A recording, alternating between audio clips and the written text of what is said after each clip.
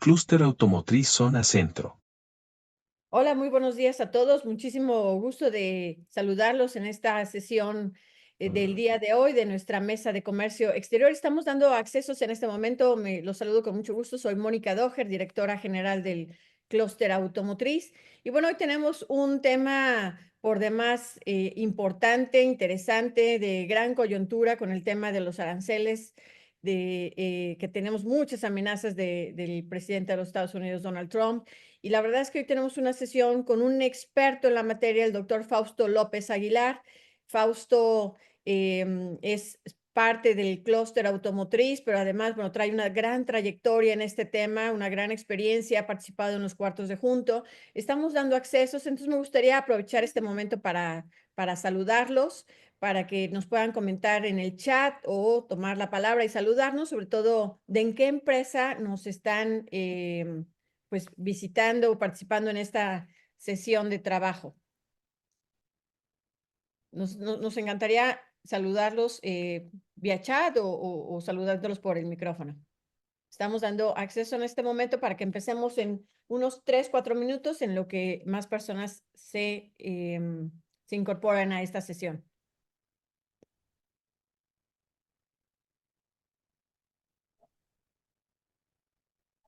Ya tenemos a Gabriela Vázquez. Muchas, Gaby, por saludarnos. Gaby nos saluda desde Concord Group. Ay, sí, dice que muchas gracias, como que estaba.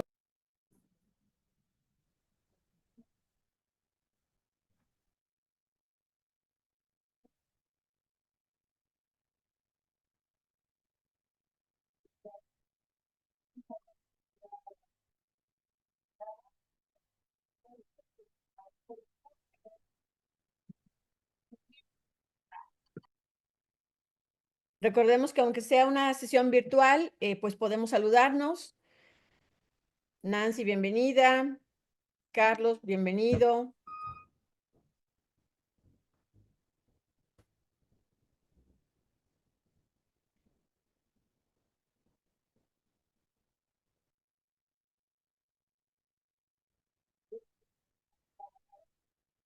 Estamos dando accesos. Muchas gracias por estar aquí muy puntuales con nosotros.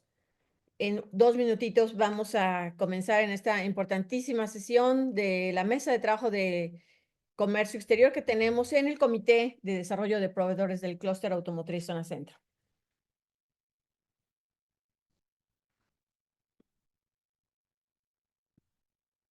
También nos saluda a Columba Garza, muchas gracias de Flex, Aguascalientes. También el Clúster Automotriz Puebla, Tlaxcala, Zona Centro, es partner de la Red Nacional de Clústeres y esto nos permite compartir algunas de nuestras sesiones con otros clústeres automotrices de la región, también hacer sinergias, buscar mayor desarrollo de proveedores. Muchas gracias por estar aquí con nosotros. Elizabeth de GLM Components, muchas gracias por estar aquí muy puntual.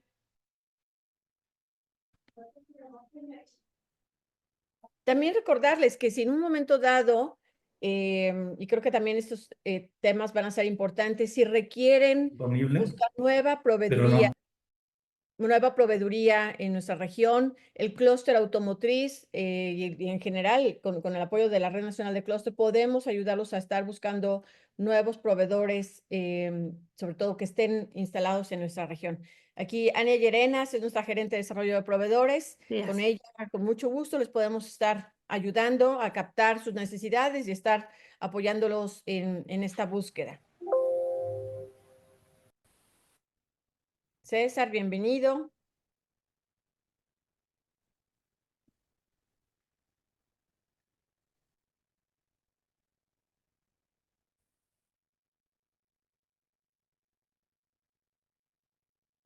También nos saluda Ana Gaby Morales, de la empresa CAS México. Muchas gracias, Gaby, por tus saludos. José Manuel Madrazo y Ray Carreño de Forest Abogados. Muchísimas gracias por estar aquí con nosotros, al equipo de The Forest, un despacho legal especializado en la industria automotriz y que aparte son parte del clúster automotriz, sobre todo nos han apoyado mucho en la parte legal, cumplimiento de las normas laborales. Muchas gracias aquí, equipo de Forest, por estar aquí con nosotros. Muy bien, pues son 10:05, vamos a comenzar. Yadira también nos saluda de la empresa CAS México. Pues bienvenidos todos, me presento, soy Mónica Doher, soy la directora general del Clúster Automotriz Zona Centro.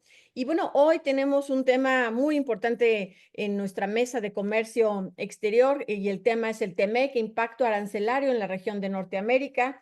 Los temas que estaremos revisando el día de hoy, pues es el contexto internacional, el panorama general del TEMEC, los escenarios sobre la imposición de aranceles. Sabemos que estamos amenazados con aranceles prácticamente a todo, más aranceles adicionales al acero y al aluminio, y cómo esto impacta, ¿no?, a la industria automotriz de México. Y para esta sesión tenemos al doctor Fausto López Aguilar. Fausto es doctor honoris causa por la Universidad Internacional en Desarrollo Humano y Liderazgo. Tiene una licenciatura en Economía por parte de la Universidad de las Américas Puebla. Cuenta con una maestría en Dirección de Negocios Internacionales por la UPAEP, también del Estado de Puebla. Asimismo, pues ha tenido una gran carrera profesional en temas de dirección, en temas de aduanas. Su especialidad y trayectoria pues la ha dedicado al estudio, la negociación y la aplicación de enseñanza de las regulaciones establecidas, sobre todo en los tratados comerciales que ha firmado México, ha participado en los cuartos de junto, en los principales tratados que se han negociado a través de nuestro país. Tiene una gran experiencia profesional también en el sector público, participa en diferentes cámaras, funge como vicepresidente regional del Consejo Mexicano de Comercio Exterior Sur. Es miembro también de la Asociación Mexicana de la Industria Automotriz, la MIA, y colabora constantemente con el Clúster Automotriz Zona Centro del país. La verdad es un gusto, un placer tenerte, Fausto, aquí con nosotros en este tema tan importante, de gran trascendencia, de tanta presión, ¿no?, que también sentimos la industria, sobre todo con lo que está pasando en la coyuntura desde que llegó Donald Trump al poder. Pues bienvenidos todos, muchas gracias por esta sesión y bueno, pues comenzamos. Adelante, Fausto. Gracias, bienvenidos a todos, me da mucho gusto tenerlos por acá. Voy a compartir mi pantalla.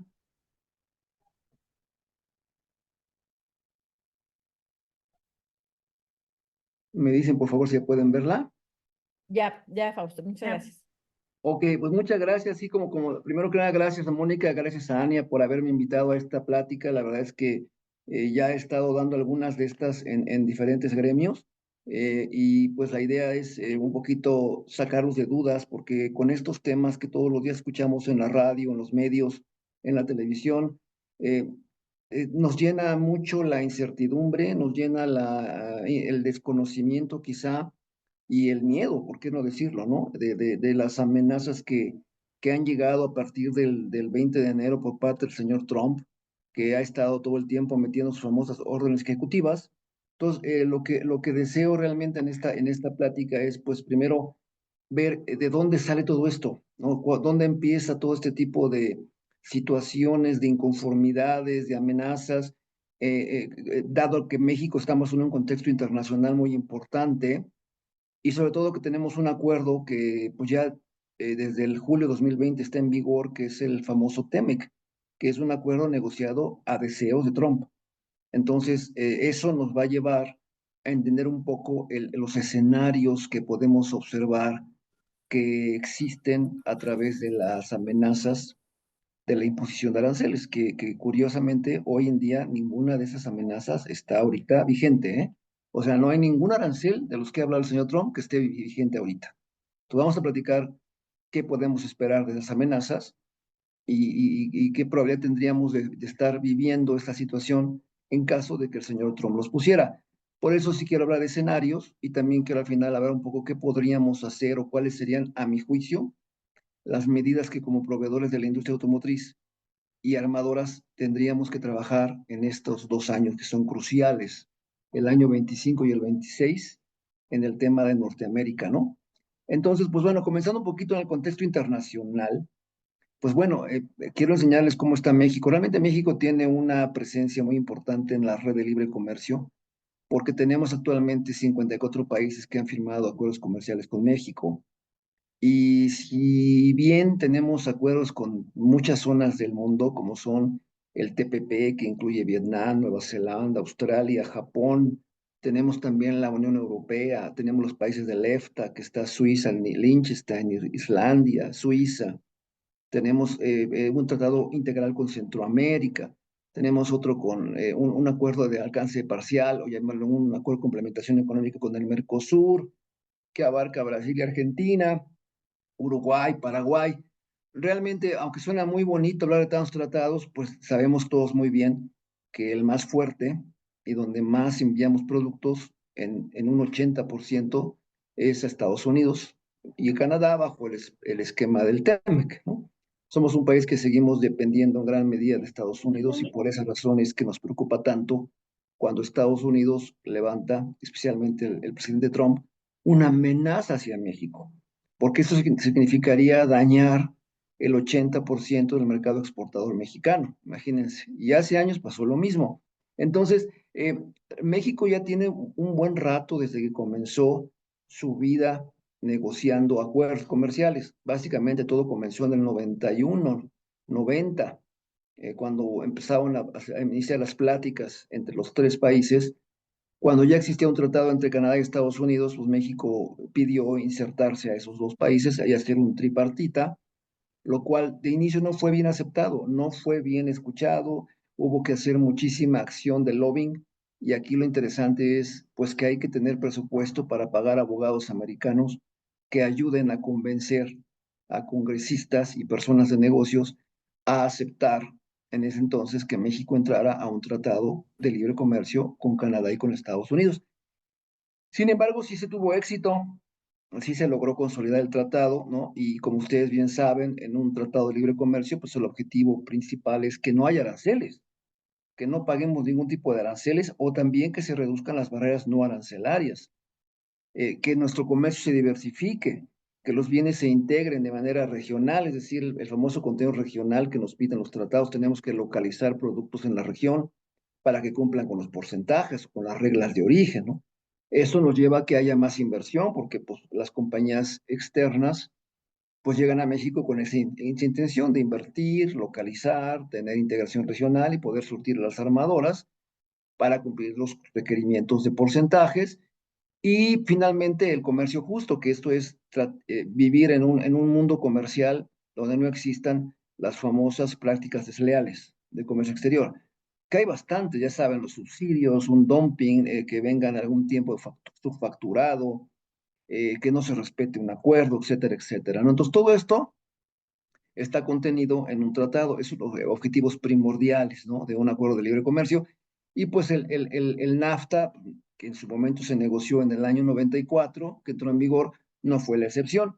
En ese entonces, para ir un poco en historia, cuando nosotros negociamos el NAFTA, los autos fueron bajando los aranceles gradualmente cuando los exportábamos a Estados Unidos y a Canadá, y Canadá también fue bajando gradualmente los aranceles. Si vemos en esta gráfica, prácticamente fueron 8 años que México pidió que los aranceles fueran bajando poco a poquito hasta llegar a cero en el año 2002.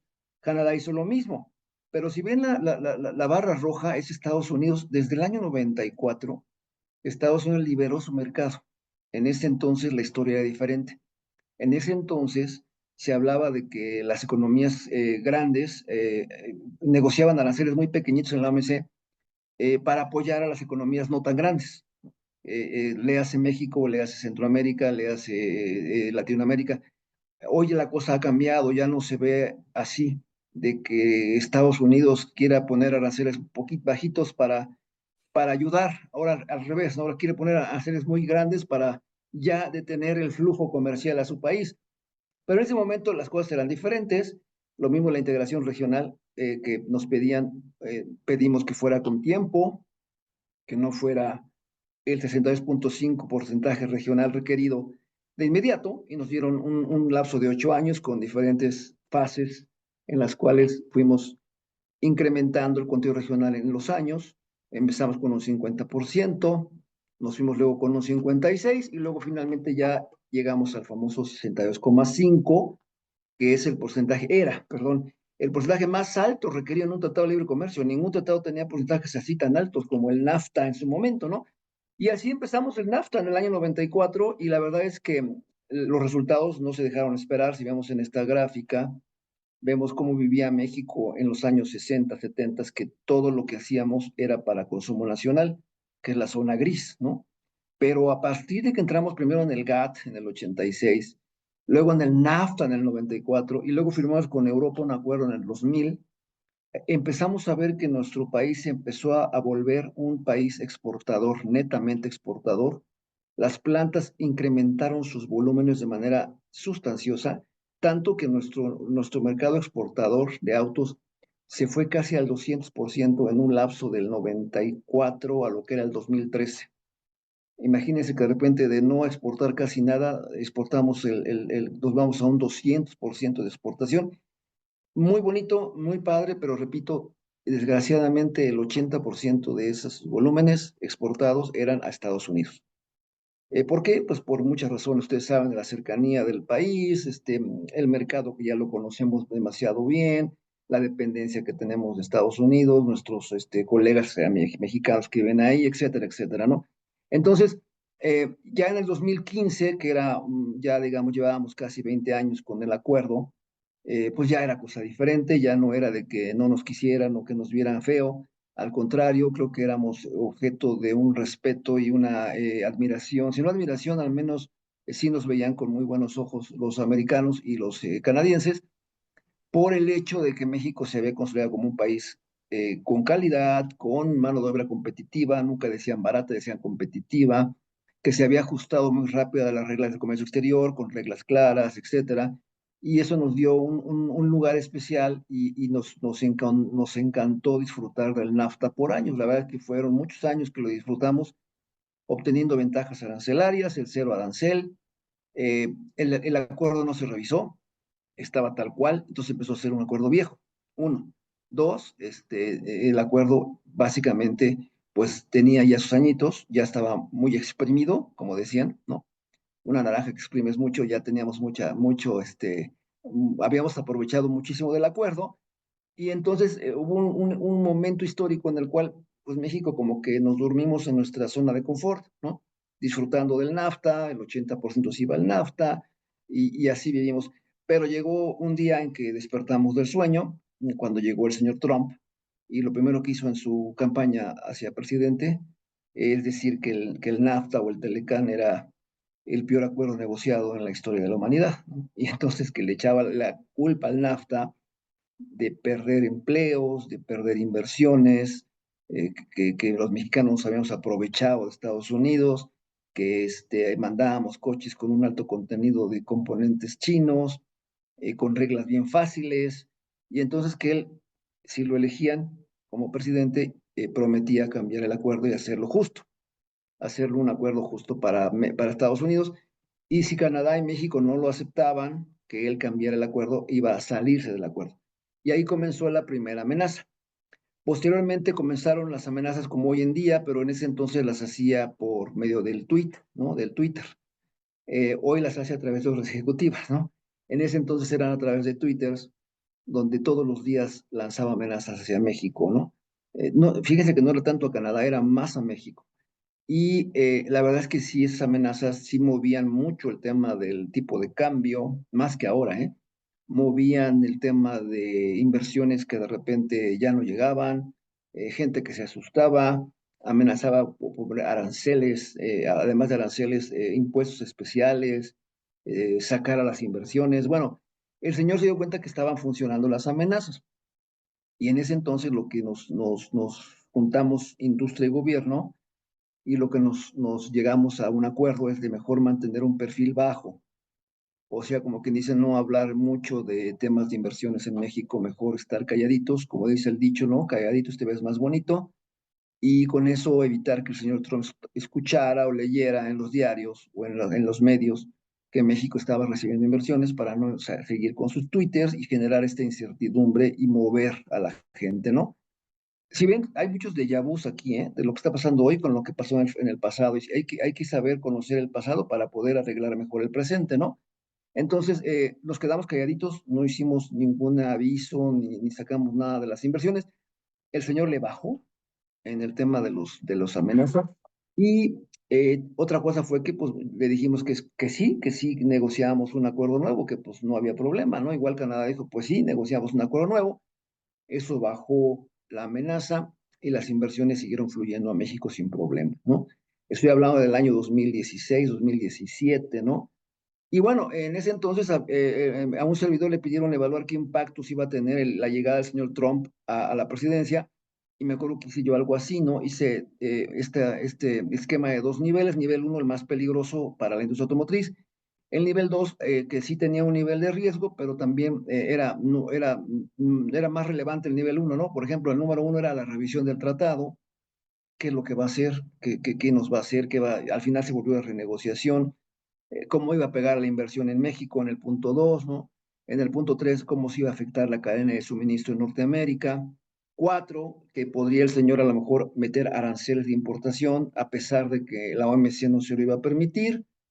Y en el punto, del nivel 2, pues obviamente el tema social de las remesas, el tema laboral, que también sí se metió, el tema de la energía, que hoy en día también es un tema, la migración, ni se diga, el TPP, que Estados Unidos era miembro del TPP y que se salió, fue la primera orden ejecutiva del señor Trump en ese entonces, sacar a Estados Unidos del TPP. Los únicos temas en que no se metió de todo este esquema fueron el 10 y el 11.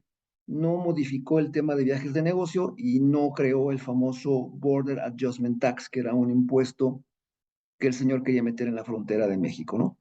Fuera de eso, todo lo que se esperaba de impactos se dieron, ¿no? Ahora sí que le atiné, creo que casi al 90% de lo que en ese entonces dijimos.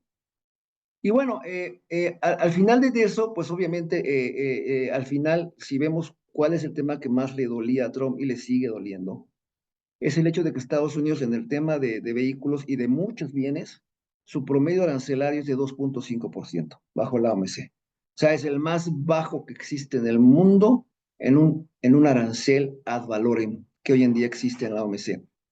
Comparado con otros países que ustedes ven, por ejemplo, Colombia tiene 35 de arancel, nosotros tenemos 20%, El Salvador tiene 25%, si vamos a Brasil y Argentina tienen 35%, o sea, eso es algo que siempre le hizo mucho ruido, de por qué Estados Unidos tenía ese nivel tan bajo de arancel.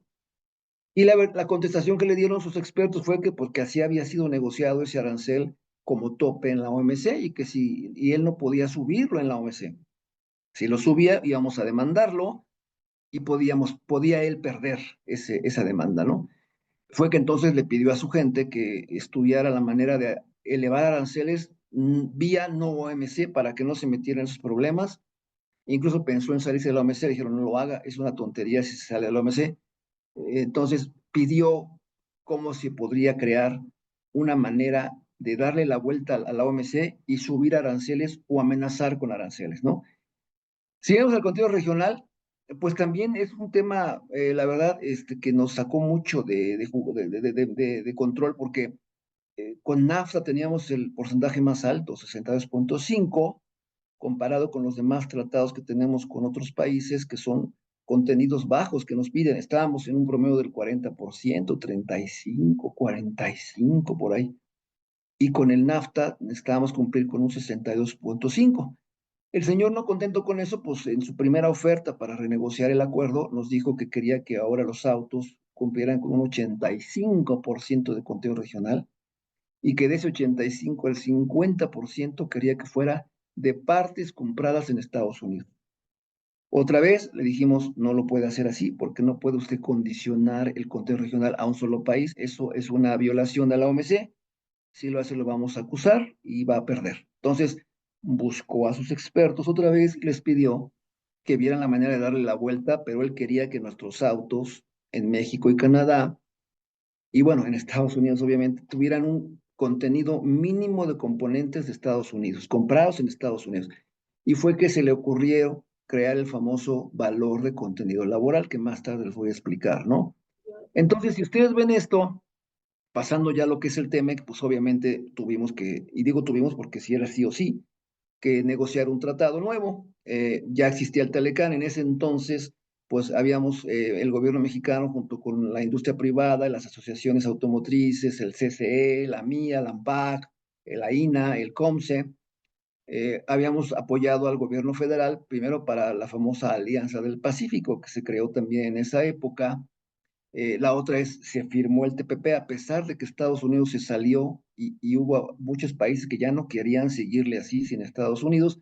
Se logró consolidar, se llamó en ese entonces TPP 11, iba a ser 12. Se modernizó el tratado con Europa, que hoy sigue un poquito, ya está en las últimas para ser liberado, pero bueno, se negoció en esa época. Y la revisión, que todos decíamos la revisión del Telecán, que al final no fue una revisión del Telecán, fue una renegociación del Telecán para convertirlo en un nuevo acuerdo que se llamó después TEMEC, ¿no? El TEMEC, que básicamente en inglés sería USMCA, ¿no? O CUSMA en Canadá.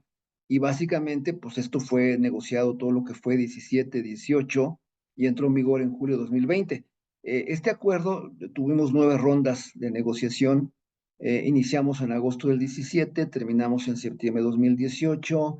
Eh, Otro tema, un déjà vu, fue que en ese entonces, ahí antes de septiembre, por julio, Canadá desapareció de la negociación. También el señor Trudeau había ido a China y había venido a su país diciendo que le encantaba China, que quería hacer un tratado con China y pues fue castigado.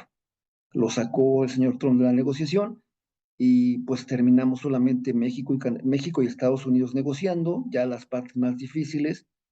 Y ya que terminamos de negociar, entonces ya fue que milagrosamente se insertó Canadá al tratado, ¿no?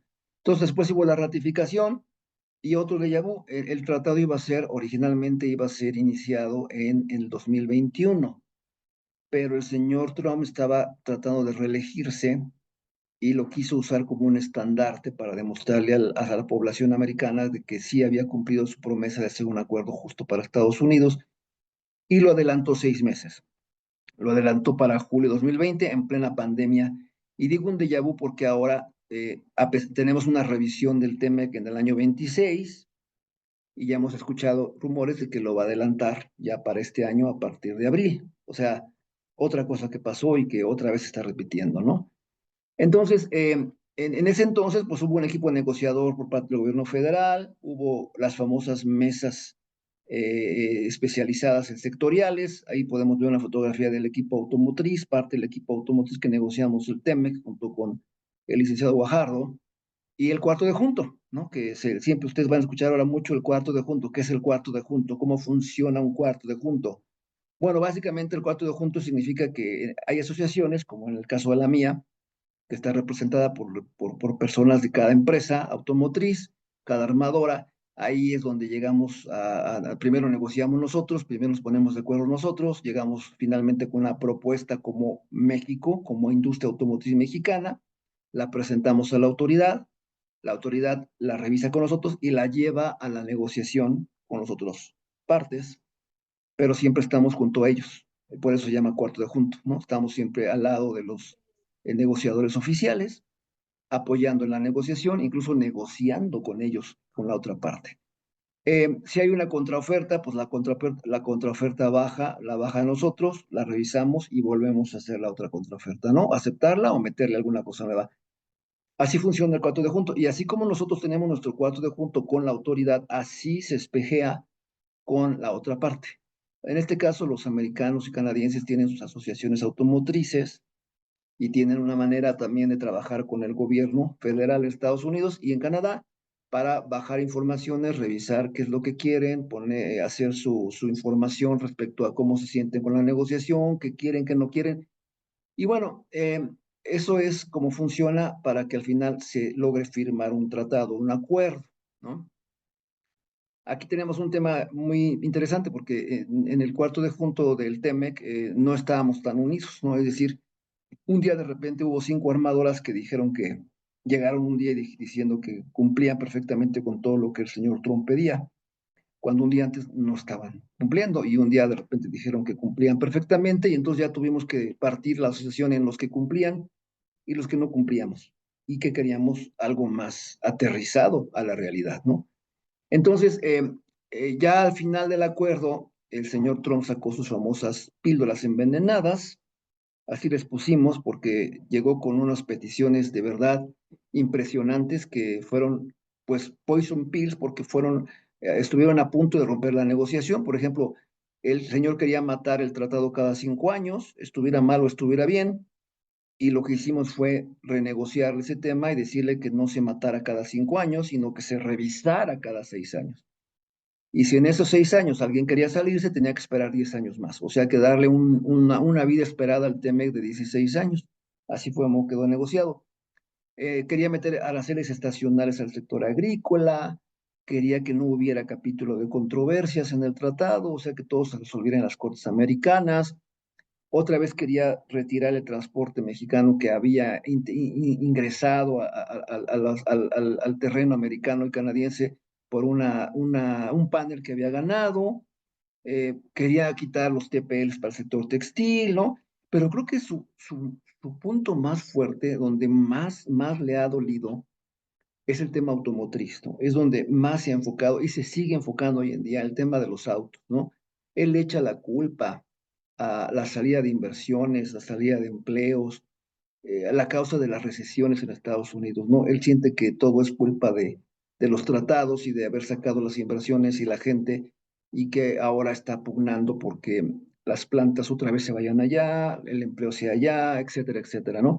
Entonces, en ese entonces nos metió unas reglas automotrices muy pesadas, muy difíciles, que básicamente, y si vemos aquí, cambiaron sustancialmente de lo que era el NAFTA a lo que es ahora el TEMEC. Por ejemplo, de un 62.5 que quería un 85, bajamos a 75 en el auto, pero también metió el 75 a ciertas partes que les llamó partes esenciales o core parts. Creó un conteo laboral para que nos obligáramos a meter contenido americano en los coches, o sea, partes compradas en Estados Unidos. Nos obliga a comprar el acero y el aluminio en un 70% en la región de Norteamérica. Y bueno, y varias cosas más que metió ahí de detalles, pero como verán, al final del camino el TEMEC se volvió 4 veces más complicado para la industria automotriz.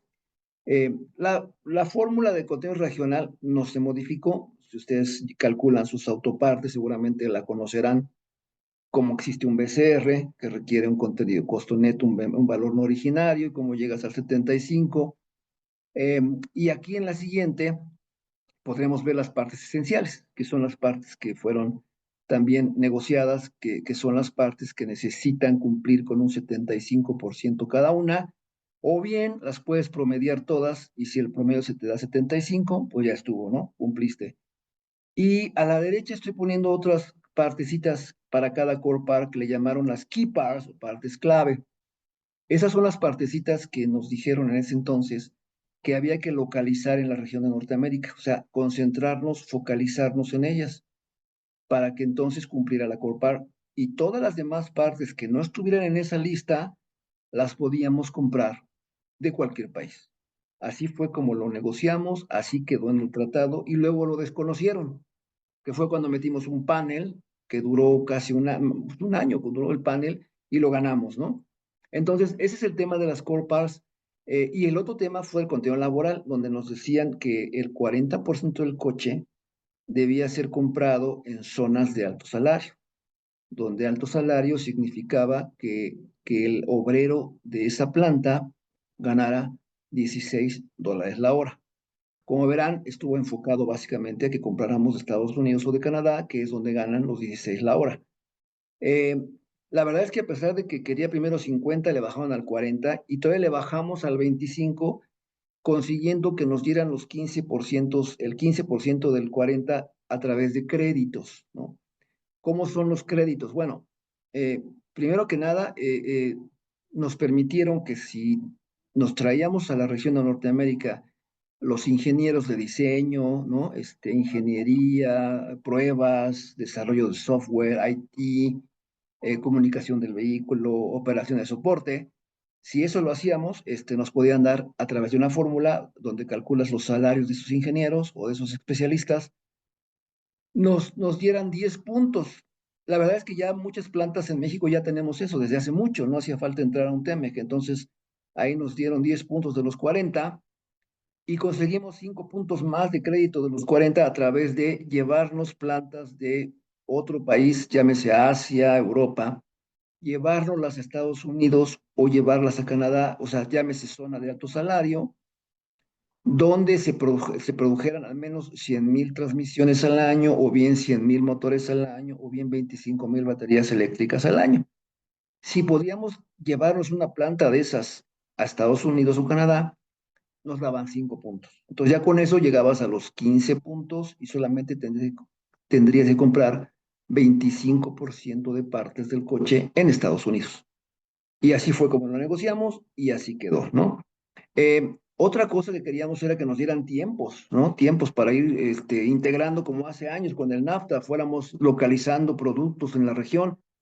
En ese entonces en el NAFTA nos dieron 8 años, aquí nos dieron la mitad. Si vemos aquí, 4 años para integrar productos, incluso el acero no nos permitieron un phase-in, sino que nos dijeron 70% desde el inicio. Aquí lo que negociamos adicional a esto fue los famosos planes alternativos de cumplimiento, donde las plantas armadoras, a través de un compromiso con el gobierno americano, le entregas un plan de localización en tiempo, de qué vas a localizar, qué vas a traer, qué vas a invertir, y eso te da chance de que tengas más años y porcentajes más bajos que vas a ir subiendo poco a poco.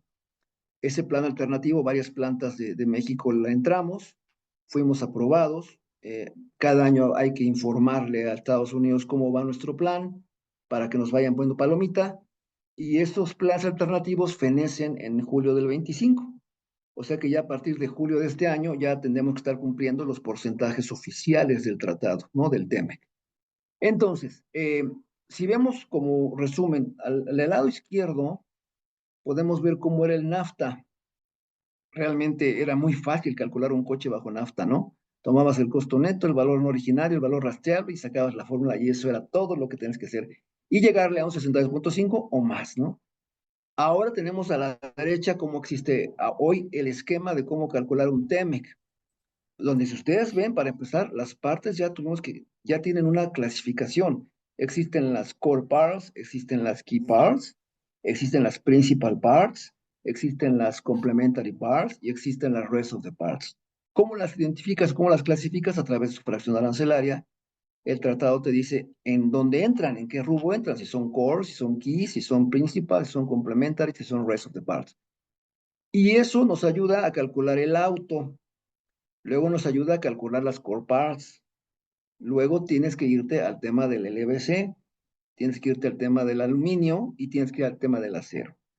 Si no, o sea, en resumen, tienes que cumplir todo. Si algo te falla, digamos, aluminio, que no llegues al 70, que llegues al 60, aunque todo esté bien, todo lo demás estés cumpliendo con un rubro que no cumplas, en automático el auto no es originario. Y el auto tiene que pagar aranceles en Estados Unidos o en Canadá. O en México, si viene de allá, ¿no? Entonces, la verdad sí está difícil, pero repito, esto iba a ser todavía mucho más difícil. El señor Trump lo quería hacer aún más complicado de lo que ya lo tenemos.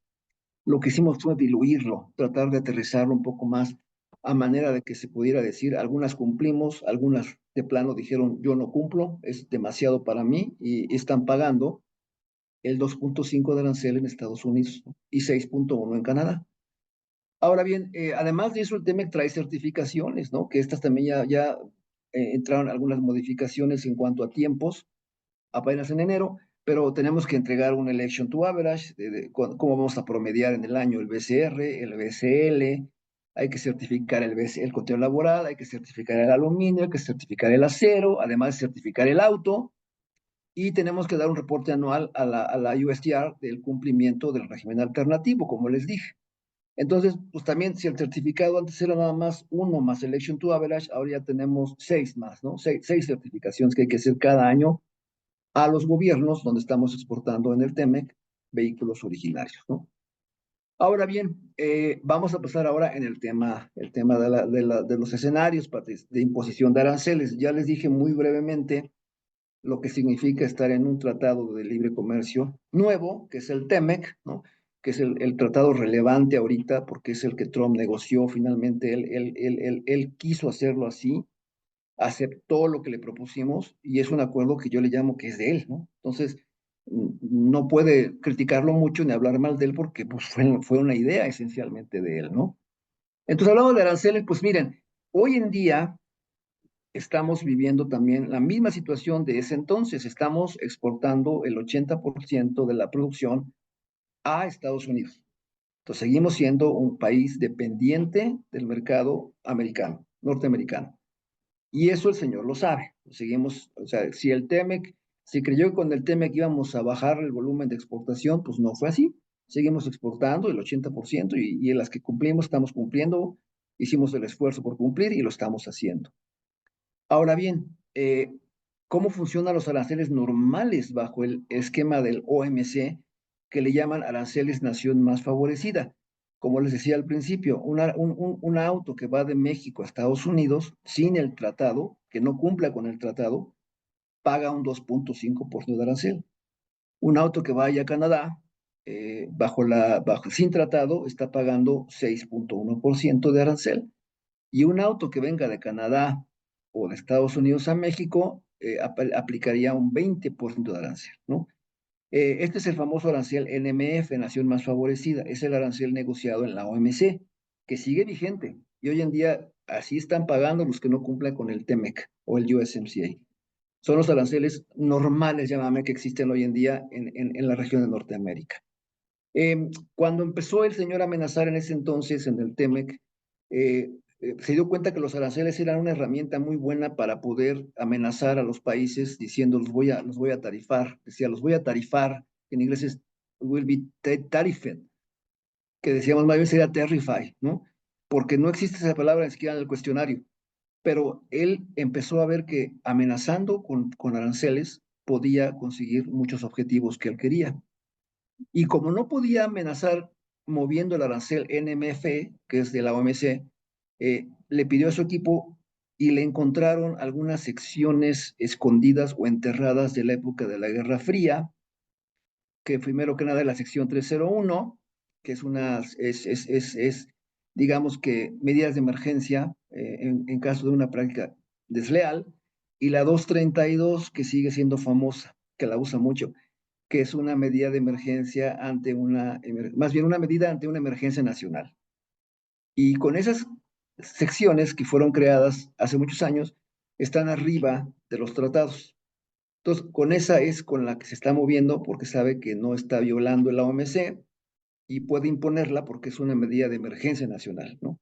Entonces, eso lo hizo en ese entonces y hoy en día pues vemos que sigue, nada más que en ese momento, cuando él amenazó primero que iba a subir el de la OMC, que aunque no puede, porque lo castigaríamos, creamos una protección en el capítulo 2 del TEME, creamos una protección, o sea, 1.6 millones de coches estarían protegidos si el señor quisiera modificar el arancel NMF, que lo quisiera subir arriba de 2.5, pues los vehículos que cumplan con el TEMEC pagarían cero, y los vehículos que no cumplan con TEMEC, pero que cumplan con un 62.5 bajo el TEMEC, que era el porcentaje que existía en el NAFTA, estarían cubiertos y pagarían solamente 2.5 de arancel. Eso fue lo que creamos en ese entonces, la protección ante una amenaza de arancel bajo OMC. Pero como también estaba amenazando bajo la 232, y eso es interesante que lo sepan, creamos otra protección que están unas llamadas cartas paralelas. Para coches está aquí y también hay una protección para autopartes de 108 mil, no me acuerdo bien cuántos millones son en autopartes, pero en el tema de coches quedó así la protección. Si el señor metiera la 232, incluso hoy, ¿no? Que dijera los coches son emergencia nacional, tendríamos una protección anual de 2.6 millones de coches. ¿Cómo llegamos a ese número? Pues hicimos una proyección, todas las armadoras, de lo que exportaría México a Estados Unidos en los próximos 3 años y llegamos a ese número, que a la fecha todavía no lo cumplimos, estamos abajito de 2.6 millones. Entonces dijimos, bueno, si el señor quiere meter la 232 o algún presidente futuro quiere meter la 232 y subir aranceles del 20 al 30%, bueno, tendríamos que los vehículos que cumplan bajo el TEMEC están protegidos con el cero arancel. Y los vehículos que no cumplan con el TEMEC pagarían 2.5, pero repito, todo eso en una cuota anual que sería 2.6 millones de coches. La cuota sería distribuida por México, por nuestro gobierno, a los 2.6 millones de coches que estaríamos exportando a Estados Unidos. Eso yo creo que él ya no se acuerda, porque está lanzando amenazas de que quiere meter la 232 en los coches. Seguramente no le han recordado que aquí hay una protección. La pregunta que hemos hecho es, ¿la va a honrar? Si no la honra, sería motivo de un panel también, ¿no? Porque está en el tratado, está en las cartas paralelas. También hay para autopartes, de hecho, ¿no? Ahora bien, ¿qué hace ahora también para evitar la 232? Ya nació, ya sacó otra sección que se llama el IEPA, que es el International Emergency Economic Powers Act. Mediante esta es otra sección que habla de seguridad nacional, y bajo este esquema es que está queriendo meter el arancel universal del 25%, que amenazó y que dijo que iba a entrar a partir de febrero, y que logró el gobierno federal negociar con él que nos diera un mes más, ¿no? Un mes más para poderlo aplicar. Entonces, tenemos la 301, la 232 y tenemos el IEPA, ¿no? Y hay uno más que es los aranceles recíprocos, que es la 338. O sea que hay para dar y recibir secciones que tiene el señor para poder imponer los famosos aranceles, ¿no?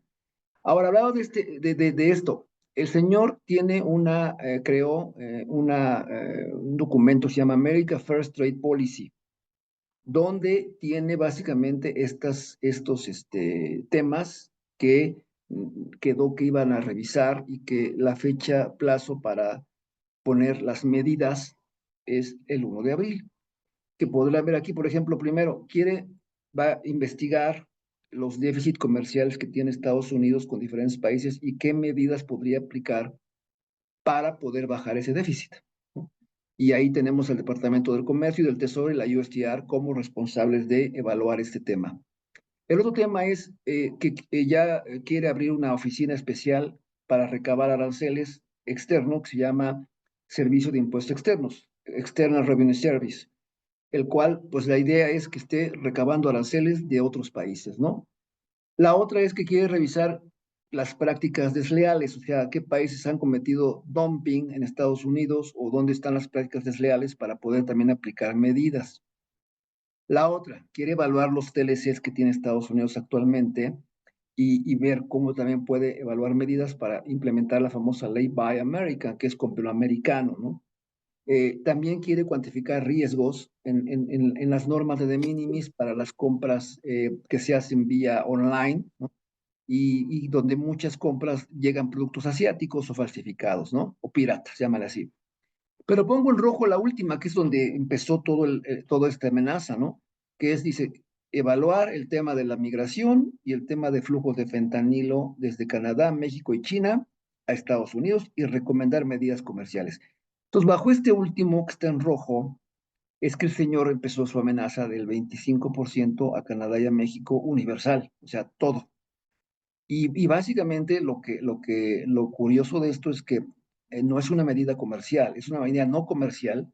Más bien, son temas no comerciales, aplicando una medida comercial para temas no comerciales, que son la migración y el fentanilo. O sea, lo que el señor quiere es que México y Canadá le presenten medidas reales y válidas para que baje la migración a Estados Unidos y baje el fentanilo. Si eso lo logra, ya no hay aranceles. Si el señor no queda contento con lo que México o Canadá estén haciendo, aplicarían los aranceles. Entonces, por eso fue que tuvo la llamada con la presidenta antes de que se diera el deadline del 6 de febrero, el 5 de febrero, recuerdo, y entonces llegaron a un acuerdo. Dijo, un mes más, ¿no? Voy a dar un mes más para ver cómo se ve eh, estos programas de migración y fentanilo, y veremos si pongo o no aranceles. ¿Qué es lo que seguramente va a pasar? Pues así como vemos lo que de febrero para acá que ha habido, pues ya están los efectivos en la frontera, ya tuvieron otra conversación donde le ofreció apoyo para concientización sobre drogas. Lo que hemos escuchado es que el señor Trump se siente complacido hasta ahorita, siente que ha habido un buen progreso. Entonces, lo más seguro es que cuando llegue la fecha antes de lo que es marzo, diga, pues creo que vamos bien, México está trabajando muy duro en estos temas, entonces voy a dar otro mes más. Y después va a decir, y yo voy a dar otro mes más. Y así nos va a traer, ¿no? Es algo que lo podemos observar que va a ser recurrente, y así nos va a llevar. Por lo tanto, es bien importante darle un seguimiento a México ahorita, al gobierno federal, en cuanto a cómo van los planes, de disminución de la migración, los programas para reducir el fentanilo, etcétera, porque eso va a ser clave para que el señor Trump decida no imponer el 25 de arancel.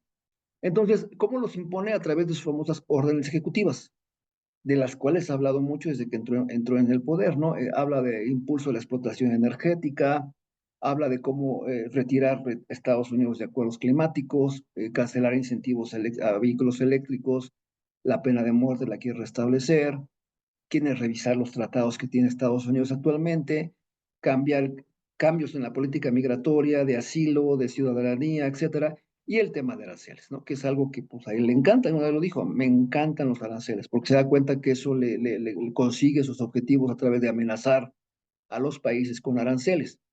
Ahora bien, esto no es nuevo. Ya, como dije, lo ha hecho desde que entró en vigor, desde que entró él a la presidencia en el año 2017, ¿no? Si vemos aquí en esta timeline, vemos que en el periodo 2017-2018, el señor pues pidió renegociar el Telecán, ¿no? Y en ese entonces metió aranceles al acero de China a través de la sección 301.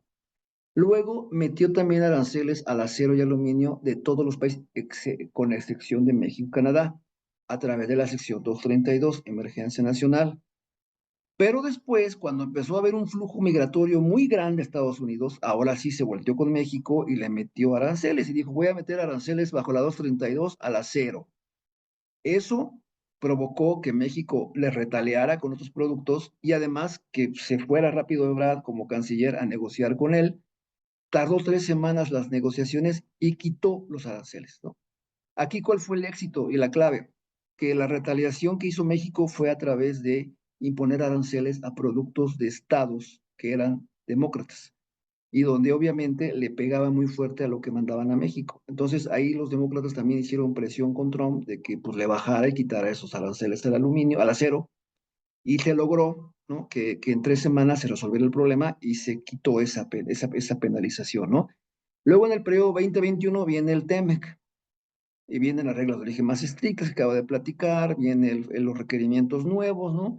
En el 22 desconocen el tratado, en el tema reglas de origen automotriz metemos un panel, lo ganamos, que es la fecha que no lo implementa Estados Unidos, ¿no? Y eso hay que tener cuidado porque por ahí me dicen que ahora lo quiere meter como una regla en la revisión. Y luego viene, ¿qué viene ahora en esta nueva etapa, en la etapa contemporánea, ¿no? Pues viene primero la revisión del TEMEC, que como ustedes saben, cada 6 años nos tocaría ya en el 26, posiblemente quiera renegociar también temas, que es lo más seguro, y ahí veremos si quieren continuar o se esperan 10 años para salirse, ¿no? Y en el 25 y 26 tenemos escenarios posibles, como les dije, ya quiere adelantarse al TEMEC a revisarlo en el 2025. Seguramente vienen exigencias mayores en las reglas del tratado, donde seguramente se quiere meter al tema chino, de las componentes que compramos nosotros de China en los coches, se habla de una regla de minimis de China, y viene el tema de los aranceles, ¿no? Que es algo que ahorita estamos viviendo todos los días con el señor Trump. Ahora bien, viendo escenarios, vamos a ver escenarios, cómo nos veríamos en el tema del acero y aluminio, ¿no? Hoy en día ya tiene un arancel, o más bien no tiene un arancel, tiene un estudio de imponer aranceles del 25% a todo el acero y aluminio que llega a Estados Unidos, no nada más de México, de todo el mundo, que no se ha fundido, que en inglés serían pour and melt en Estados Unidos. Cualquier pour and melt hecho fuera de Estados Unidos le da el carácter de no originario o más bien castigado con el 25 de arancel. Ese es el tema que está analizando y que también tenemos fecha para que lo ponga a entrar en vigor. ¿Por qué también lo extiende? Porque está sujeto a negociación, ¿no? Y básicamente se lo está poniendo a lo que es todo el mundo, pero está enfocándose mucho a lo que es México, Brasil y China. Entonces, se necesita saber a qué acuerdos se van a llegar para que no lo imponga en las fechas que está diciendo. Este tema es el de los aranceles universales, por ejemplo, ¿no? Siempre les digo cuando me preguntan, no mezclemos el tema con los aranceles, ¿no? Creo que hay que dividirlos. Una cosa es los aranceles que impone como castigo, que está ahorita amenazando, y la otra es la revisión del USMCA, ¿no? Entonces, El tema del arancel universal habla de un 25%. Y como les dije, esto es motivo o consecuencia de dos temas políticos que son la migración en Estados Unidos y el fentanilo, el flujo de fentanilo. Aquí esto tiene ya rato que hicimos esto. Decíamos, bueno, puede aplicaros a todos los bienes o puede hacerlo por bienes específicos. Ya vimos que lo aplicó a todos los bienes, universal. Y la otra que pensábamos es que lo aplicara solamente a bienes que no cumplían con el TEMEC, que esto puede ser en el futuro, déjenme decirles, ¿no? Que los sectorice y digan, en el futuro solamente los que cumplan con TEMEC tendrán el 0, los demás les castigo con el 25.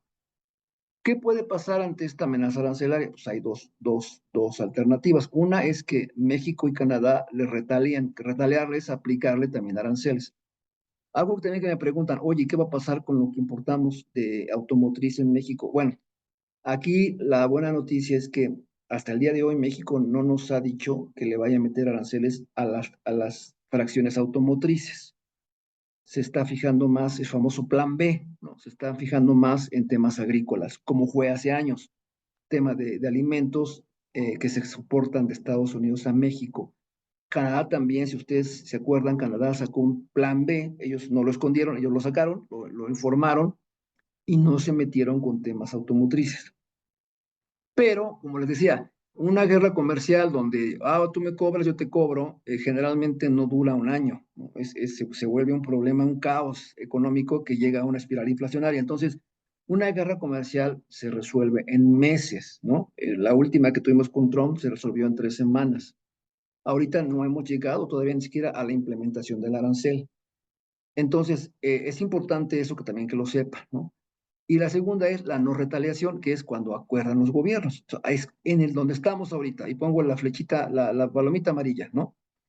Ahorita estamos en revisión, en acuerdos. El señor Trump tiene que ver cómo se resuelven los temas de inmigración, fentanilo, ¿no? Y las fechas límites son marzo 4 para el tema universal, marzo 12 para el tema de la acero de aluminio y abril 2 con el tema de autos, que también así lo dijo, no sacó, digamos, fue algo que él mencionó que también quería meter aranceles a los autos, ¿no? Y puso como fecha 2 de abril. Yo creo que esa fecha va a empezar como que el estudio más bien para ver a qué países le aplica los aranceles a los vehículos. Entonces el tema de los aranceles, el tema 2 es la revisión del tratado y aquí sí es algo que lo veo pues, más que eminente. Seguramente va a querer meter reglas más estrictas, va a meter restricción a los componentes chinos que metemos y originalmente iba a ser en el 26 y como mencionaba, lo va a querer adelantar. Por ahí escuchamos que quiere subirlo a lo que es abril 2025, o sea, ya falta poco y pues ya estamos preparándonos los equipos negociadores para empezar a revisar las monografías sectoriales, el tema de lo que queremos en el nuevo acuerdo, bueno, no en el acuerdo revisado, ¿no? Y esto básicamente, pues, es algo que cuando menos esperemos puede comenzar, yo creo que más o menos por abril de este año, o sea, ya en 2 meses, ¿no? Bueno, entonces, continuando con esto, otro tema que también ya lo tiene es el tema de los aranceles recíprocos. Dijo que está estudiando que va a poner aranceles, tú me cobras 20, te cobro 20, tú me cobras 10, te cobro 10, ¿no? No es justo que yo te cobre 2.5, o sea, lo que siempre le ha dolido. No es justo que te cobre 2.5 y tú me cobras el 18 el 10. Por ejemplo, aquí, de lo que hemos escuchado, etanol, por ejemplo, el arancel que aplica Estados Unidos al etanol 2.5 y Brasil le aplica un 18%. Bienes agrícolas, en promedio, Estados Unidos aplica un 5%, la India le aplica el 39% a los productos americanos. Las motocicletas que entran a Estados Unidos le aplica un 2.4% de arancel y en la India tienen el 100%. Y los coches que llegan de Europa a Estados Unidos pagan 2.5, pero cuando llegan de americanos a Europa pagan 10%. Entonces ahí es donde él quiere decir, ya no quiero esto, ya no estoy de acuerdo en estar así, ya estamos en otra época, ya no es de que ayude yo a los pobres, ¿no? Ahora ya es de que todos somos iguales y quiere poner los famosos aranceles recíprocos, que a mi punto de vista esto es lo único más o menos lógico que sí le encuentro a lo que quiere hacer, ¿no? A poner reciprocidad en los aranceles. Lo otro, pues ya vimos, es un tema político, es migración, fentanilo y básicamente está queriendo negociar, ¿no? Es lo que quiere hacer. Ahora bien, si vamos también el tema de autos, por ejemplo, los autos que consume Estados Unidos, ¿no? Si vemos en esta gráfica, pues el 53% de los autos que consumió en el 24 son de origen americano. Un 16% fue de origen México, ¿no? Y de ahí viene Corea del Sur, de ahí viene Japón, de ahí viene Canadá, Alemania, Reino Unido, Eslovaquia, Suecia y China, ¿no?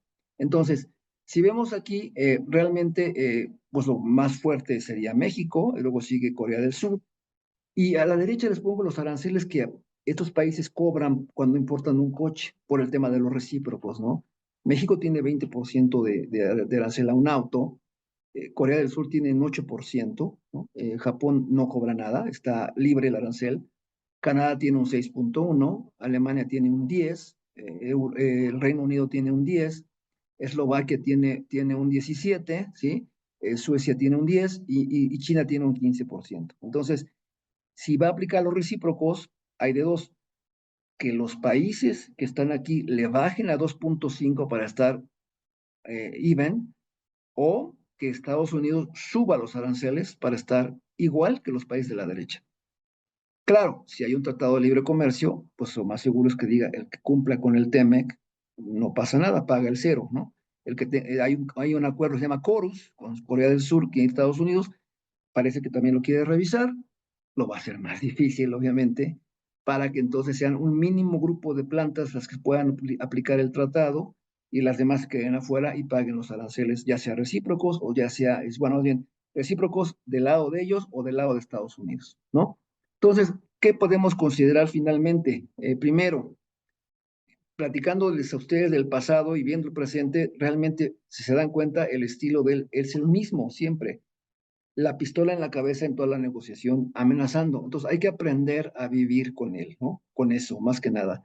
Tratar de mantener la calma y no tomar decisiones apresuradas o incorrectas. Segundo, no está solo, él tiene un equipo de asesores que también no crean que él se avienta como el borras, ¿no? El equipo de asesores siempre le está diciendo, está bien, sí, pero cuidado porque esto puede implicar esto, tenga cuidado con esto, hasta aquí puede llegar, no más, o sea, sí hace caso a sus asesores, no es de que él solito vaya por la libre, ¿no? Amenaza, pero atrás tiene gente que lo va llevando y le va diciendo los pros y contras de los temas, ¿no? La amenaza arancelaria va a ser una constante para México y el mundo de aquí a 4 años. Tenemos que aprender a vivir en estos 4 años con ese tipo de cosas y aprender a ser cautos, ¿sí? Y más inteligentes todavía que él, ¿no? Y para la revisión del TEMEC, pues igual, tenemos que actuar con mucha inteligencia, cautela y mucha comunicación entre las armadoras, los proveedores, el gobierno federal actual, el grupo negociador actual, para que podamos tener una zona de posible acuerdo con ellos y tener una comunicación clara para no tampoco aceptar reglas que no se van a poder cumplir, ¿no? Creo que eso sería lo más importante que tenemos que considerar con el señor Trump y esta época, esta era de amenaza arancelaria. Y ahora, para el tema de la industria automotriz, ¿cuáles son los temas o retos que un servidor ve más fuertes? Primero que nada, el tema de las cadenas de suministro, pues seguir localizando es bien importante. Es muy importante empezar a dejar de pensar ya en China, que suena muy fácil, pero yo sé que no es tan fácil, ¿no? Y empezar a buscar alternativas de localización en la región. La segunda es, hay que capacitar mucho al personal de las plantas, de los proveedores, para que también estén capacitados en estos temas, porque si no, ellos también contribuyen a la incertidumbre, o le hablan a la armadora y le hacen amenazas, o ya le están cobrando aranceles cuando todavía ni hay, ¿no? O están subiendo precios pensando en un aumento arancelario cuando todavía ni hay. Entonces, es muy importante la capacitación de estos temas a bajar hacia las áreas productivas y operativas. Y alguien me preguntaba, bueno, con este tema del fentanilo y de la migración, ¿qué podemos hacer como empresas privadas? Le digo, bueno, si no tienes un programa de seguridad que se llame CITIPAD o EA, éntrale ya, porque yo creo que al rato lo van a hacer obligatorio, ¿no? Hoy en día es voluntario, pero como es un programa que contribuye a reducir el riesgo de que en tus camiones, en tus trenes, en tus aviones, se te meta el fentanilo o se meta una persona ilegal, pues no dudo en que pronto los quieran hacer obligatorios, ¿no? En el tema de lo que es los gobiernos, pues ellos tienen que estar constantemente haciendo mejoras y hablando para ver si están satisfechos y contentos con lo que se está haciendo en el tema de seguridad, en el tema de migración y en el tema de China, porque seguramente también se les va a exigir a México y a Canadá un programa de sustitución de importaciones para que minimicen la entrada de productos chinos a Estados Unidos, que también es algo que les duele muchísimo, ¿no? En el tema de lo que es la electrificación, pues aunque no le da mucho lugar no cree mucho en la electrificación, sin embargo es algo que ya está, ¿no? Entonces hay que seguir buscando incentivos fiscales, administrativos y también ver cómo vamos a desarrollar infraestructura y cómo van a cumplir los coches con las reglas de origen futuras de los eléctricos, ¿no? Y finalmente en el TEMEC, pues como les dije, ya hay que estar listos, ya estamos listos para una revisión adelantada. Las controversias, pues seguramente seguirán en varios temas. Y algo más, sabemos que Estados Unidos está ya con la espada desenvainada, visitando plantas que exportan bajo TEMEC para hacerles verificaciones de origen, es decir, para auditar que estén cumpliendo con todo lo que se pide en el acuerdo. Entonces, si una verificación es negativa, le aplican aranceles, le aplican sanciones y luego prohibiciones de exportar bajo origen preferencial por cierto tiempo. Eso puede acabar con la empresa. Entonces, sí es importante darle un double check a todos sus procesos de verificación de origen, ¿no? Que básicamente es checar los aranceles que están evitando, cuánto es lo que pagarían en caso que fuera 2.5, en caso que fuera 25, ¿no? Cuánto sería crear provisiones, revisar reglas de origen, ¿no? Cómo están calculando actualmente sus reglas de origen, y no hablo nada más para USMCA, hablo también para lo que es el Mercosur, a Europa, por ejemplo, cómo están certificando el origen, ¿no? Eso es importante y, como les dije, prepárense para una auditoría de origen en cualquier momento y poder salir exitosos de ellas, ¿no? Y bueno, creo que con esto terminé mi presentación. Muchas gracias. La verdad es que es un tema muy interesante, muy largo. Traté de ser muy conciso en los puntos y ahora quisiera abrir un poco el espacio para que si tienen alguna duda especial, con mucho gusto la podemos platicar. Muchísimas gracias, Fausto. Pues en este momento pueden hacer sus preguntas en el chat o levantar la mano y por supuesto aprovechar que tenemos a, yo creo que de las personas más expertas de todo México, pues es exactamente Fausto López. No sé si hay alguna pregunta. Jaime está levantando la mano. Adelante, Jaime. Muchas gracias, muy amables. Felicidades, Fausto, gracias por la información. Yo creo que algo que todos nos preguntamos y que sabemos que es poco probable, pero que es un escenario que pudiera darse, es si tuviera que darse la relocalización, particularmente de empresas del sector automotriz, que es un poco la amenaza de Trump también. ¿Cuál es la posibilidad de que esto suceda? Sabemos que se han hecho anuncios de Tesla, de Nissan, de Honda, pero en este aspecto, ¿cuál es la probabilidad de que suceda y hacia dónde se darían estas relocalizaciones? Muy buena pregunta, definitivamente. Y te voy a decir, aquí tenemos que verla en dos sentidos. Hablar de lo que es las plantas de autos y hablar de las plantas de partes, ¿no? Hablando de plantas de autos, así como veo que va la cosa, lo que yo pienso es que al final va a venir un acuerdo, una revisión muy difícil, ¿no? Que va a subir el nivel de exigencia en el TEMEC. Entonces, lo que va a decir es, las plantas que cumplan con el TEMEC, en México, en Canadá, pueden exportar a mi país con cero. Las que no cumplan, sí van a aplicar un arancel mayor, que seguramente iba a meter algún tipo de arancel sectorizado, 25, 20. Y como van a ser muy poquitas las plantas que van a poder cumplir con ese tratado, les va a decir, pues ni modo, si no pueden cumplir, y es muy caro el arancel, vengan hacia Estados Unidos, ¿no? Vénganse aquí y aquí la recibo con mucho gusto e inviertan aquí. Entonces muchas ya están pensando, y lo han dicho, en mover parte de su producción a Estados Unidos. O sea, eso puede pasar y es lo que quiere lograr, ¿no? Entonces, la otra es que la planta, pues, no se quiere ir, pues que le eche muchas ganas en el tema de cumplir con el tratado. Y para eso sería bueno que como plantas nos uniéramos en la negociación para pedir otro plan alternativo de cumplimiento que se vaya más años, para que nos den tiempo de cumplir con todo lo nuevo que va a sacar ahora el nuevo acuerdo, ¿no? Ese es el tema de plantas. Entonces, si me preguntan si es posible que haya este tipo de desplazamiento. En el caso de partes, aquí es el hecho de decir, dejen de comprar componentes chinos y busquen componentes de la región.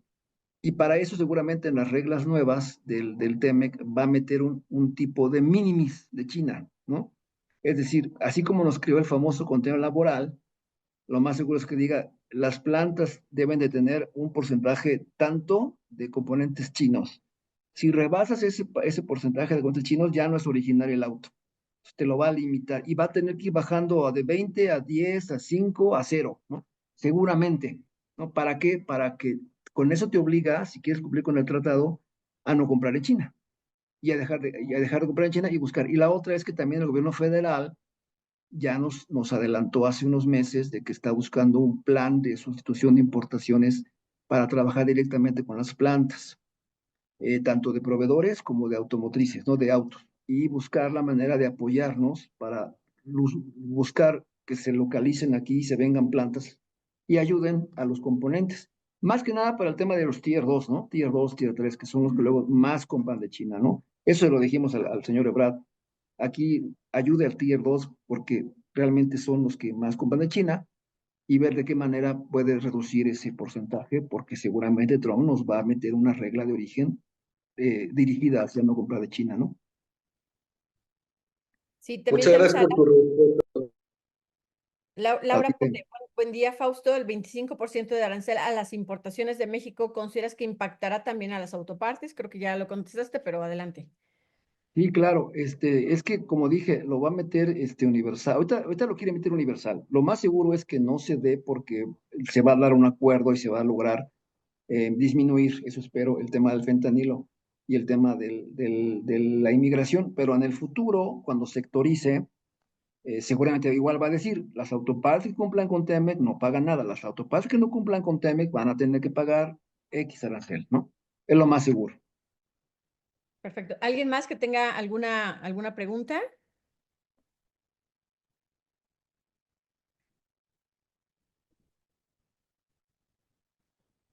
Yo quisiera comentarles en lo que alguien se anima, si es que hay alguna otra duda, que el clúster también está para apoyarles. Recientemente, para poner un ejemplo, una empresa de Tlaxcala que tiene cierta proveeduría de China, nos comentó, oye, quiero cambiar estos proveedores, localizar proveedores mexicanos. Entonces, el clúster automotriz le organizó una agenda, ¿no? Primero que nada, con proveedores locales que están establecidos en Puebla y en Tlaxcala. Y en caso de que no está en nuestra región, pues lo contactamos con otros clústeres que están en México.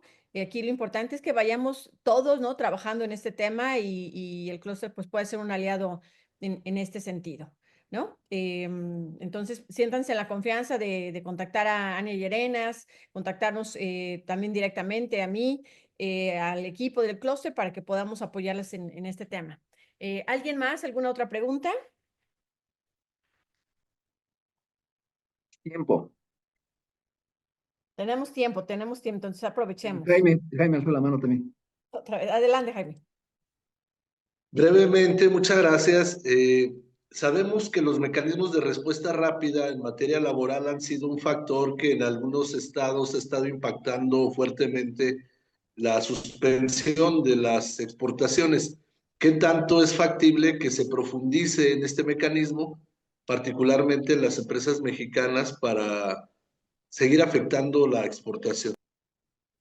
Sí, el mecanismo laboral de respuesta rápida sigue estando vigente y va a estar vigente por mucho tiempo. Eh, Prácticamente está dando resultados porque la manera que fue negociado, y déjame decirte que no fue negociado por nosotros, los privados, ya fue una persona a la que fue a negociar eso, después salió como que después y regresó con esa increíble noticia de que ya tenemos un mecanismo laboral de respuesta rápida, el cual te dice que cualquier compañía, persona, ente, organismo puede hablar al Departamento del Trabajo, o incluso hoy ya están representantes del Departamento del Trabajo ya viviendo en México, en la embajada están trabajando, tienen ahí oficinas, tienen teléfono abierto, y ahí le pueden hablar y decirle, oye, fíjate que la empresa de Jaime está violentando los derechos salariales, ¿no? O ya no está respetando la asociación sindical. Y en ese momento ya te levantan un mecanismo. Aquí lo importante es que sepas los tiempos que lleva ese mecanismo, te asesores muy bien para que puedan llegar a una remediación en tiempo y forma, y la remediación evite que pases al panel, porque si pasas al panel ya hay un riesgo ahora sí de que te impongan aranceles o te paren la mercancía y no la dejen exportar. Al día de hoy solamente hay una empresa automotriz que ya pasó a panel. De todas que son más o menos como veintitantas las que han sido ya pasadas por las armas en el tema del mecanismo laboral, todas han llegado a una remediación en tiempo, que ha evitado que pasen al tema del panel, pero una fue la que no lograron convencer a la autoridad americana y con eso pasó a un panel. Ahora tiene que esperar, llevar un proceso diferente y ya es más riesgoso porque sí le puede llevar a un castigo mayor, ¿no? Entonces, sí va a existir, no creo que, no hay quejas, Estados Unidos está feliz porque ya le han metido una de quejas y está feliz porque sabe que eso es una manera de, una barrera no arancelaria que le está metiendo ruido a las empresas mexicanas, ¿no? Va a continuar, nada más que sí le decimos siempre a los proveedores abusados con sus procesos laborales, que sea transparente, que haya comunicación con el sindicato, que tengan bien claro que hay libertad de asociación sindical, contrato colectivo. A mi juicio, ahorita lo difícil es cuando se van personas del sindicato despedidas y que alzan la mano y van y se acusan, ¿no? Que aunque no lleva un caso para un mecanismo, ya te metieron un proceso y ya te fastidiaron. Ese es el tema. Vi Tenemos otra mano. a Gabriela Archundia. Adelante, Gaby. Y después va Mauricio Cortés. Hola, Gracias. buenos días. Bueno, estamos juntos con Sí, Gaby. es el ingeniero Armando Ávila, presidente del Clúster Industrial de Aguascalientes. Buenos días. ¿Qué tal, Fausto, Mauricio? muchas gracias. Agradecemos tu tiempo, pues una gran explicación. Tengo un comentario. En el caso del contenido regional como OEM, a mí no me queda, me queda muy claro que lo cumplimos. En el caso de la cadena de los tier, hay un poco de duda. De acuerdo a la regla y a lo que se ha explicado, ¿tenemos alguna duda de que no se cumpla o cuál sería el tema? Porque hablando de de los tier, pues está la cadena es muy larga y ahí me queda un poco de duda. En mi entendimiento estamos cumpliendo todo lo que es los requerimientos como OEM y en mi entendimiento también como los tier. Entonces mi duda es... ¿cuál sería el punto clave? Porque al hablar de que algunos no pudiéramos cumplir, pues yo no tengo duda de lo que se está exportando, está cumpliendo al 100%. Sí, muy bien. Si ustedes están cumpliendo como exportadores directos, qué bueno, ¿no? Entonces, si están seguros que están cumpliendo, eso es una parte importante. La segunda parte importante es que se aseguren que sus proveedores les estén dando información verídica.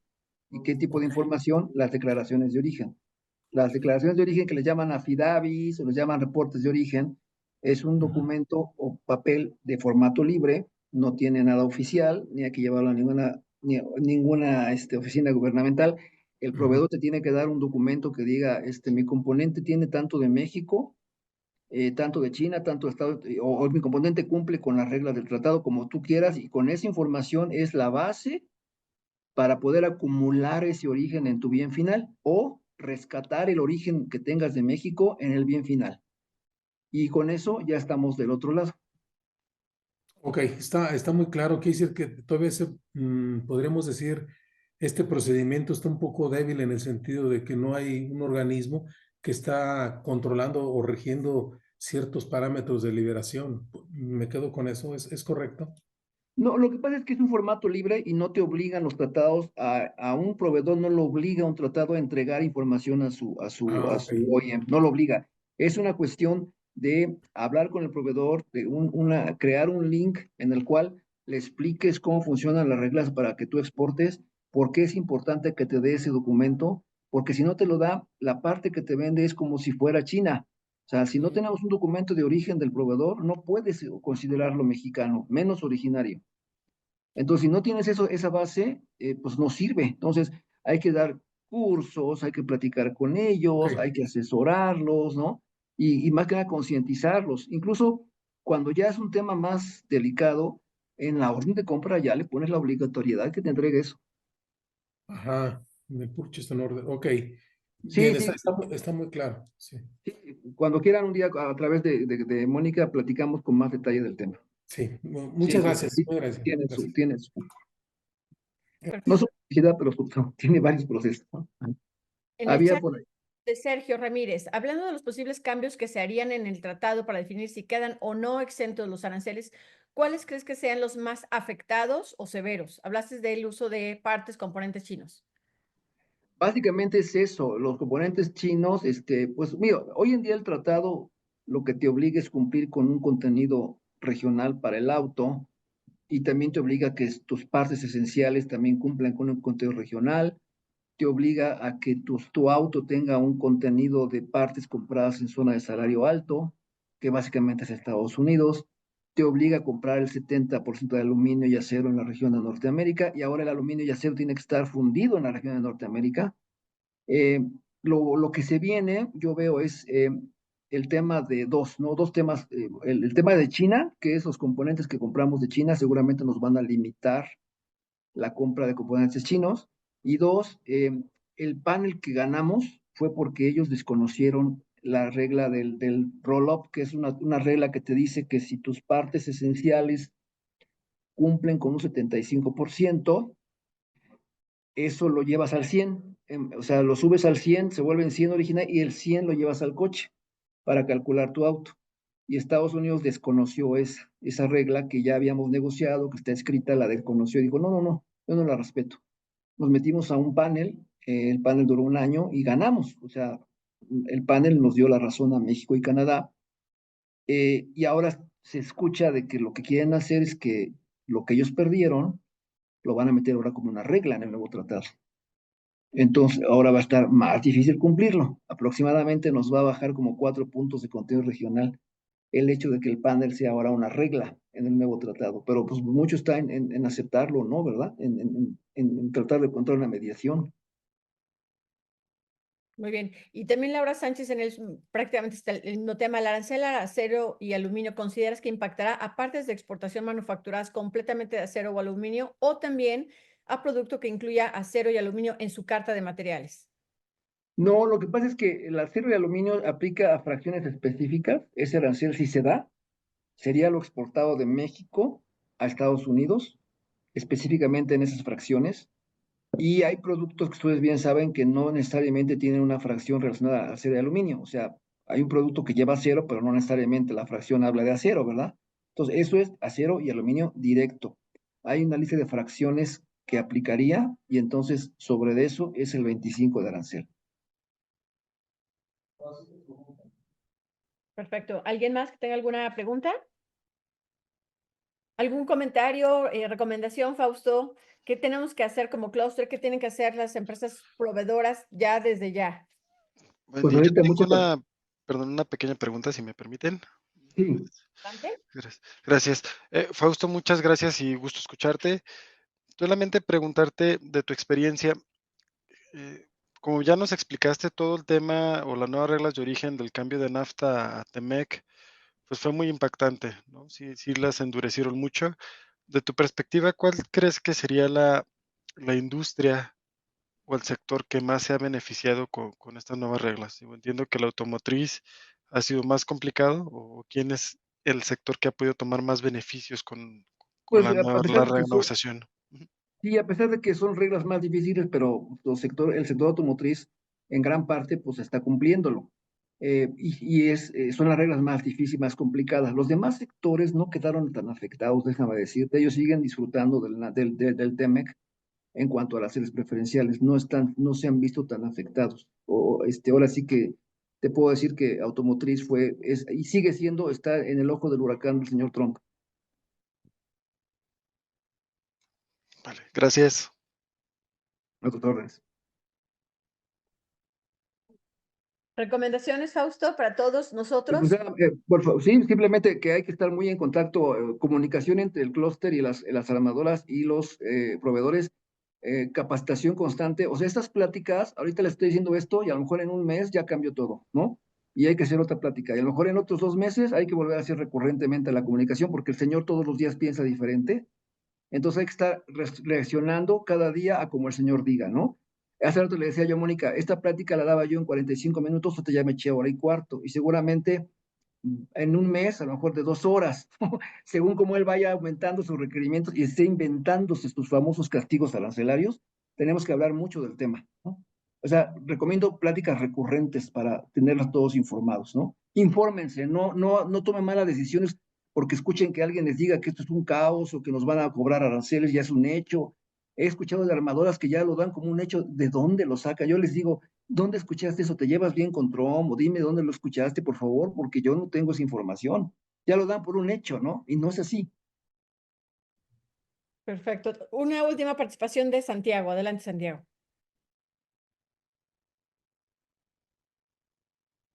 Tienes apagado tu micrófono. Ya.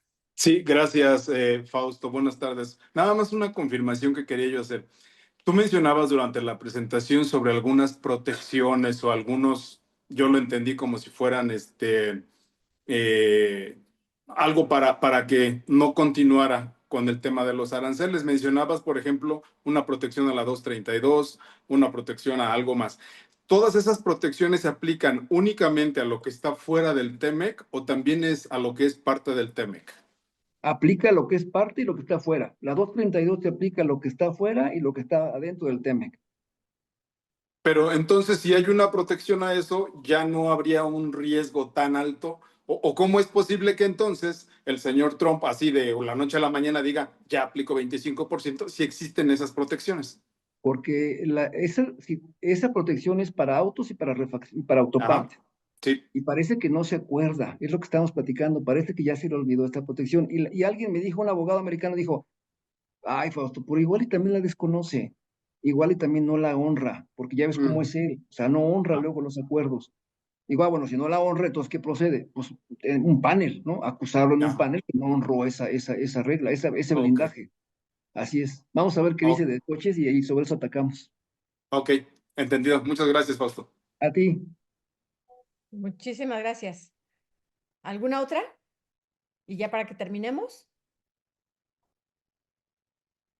Pues muy bien, Fausto, creo que ha sido muy importante esta plática que nos has dado. Es muy importante, como tú dices, capacitarnos, actualizarnos de todo lo que está pasando. Mañana pueden cambiar las cosas. No asumir cosas que por lo que escuchamos en la televisión, en las noticias, decir ya están los aranceles, ¿no? Hasta que realmente estén. Y bueno, hay que estar muy cerca de ti, que eres la persona pues indicada, ¿no? Sobre todo para capacitarnos, informarnos y que tomemos muy buenas decisiones. Muchas gracias por su tiempo y les mando un saludo a todos, a sus órdenes.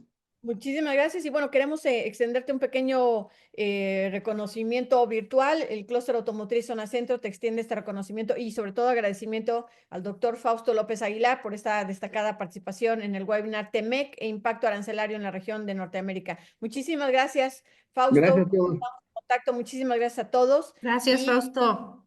Muchas pido gracias, que estén muy Un bien. aplauso. las actividades del clúster.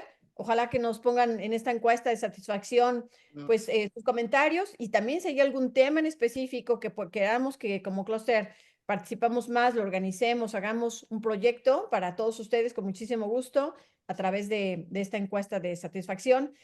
Muchas gracias a todos y conozcan qué eventos tenemos a través de la página web del clúster www.claus.mx. Dejamos este QR aquí puesto y bueno, tenemos otros eventos para otros comités de trabajo. Tenemos un evento para el Comité de Innovación, Tecnologías Exponenciales sobre Inteligencia Artificial. Habrá una visita para CEOs del clúster al interior de la planta de Audi. Pero sobre todo, bueno, dejamos el QR para que puedan comentar qué les pareció esta plática y qué otros temas deberíamos darles a ustedes. Pues muchísimas gracias, muchas gracias al equipo Klaus, muchas gracias Fausto, que tengan muy bonito día. Muchas gracias. Gracias. Clúster Automotriz Zona Centro.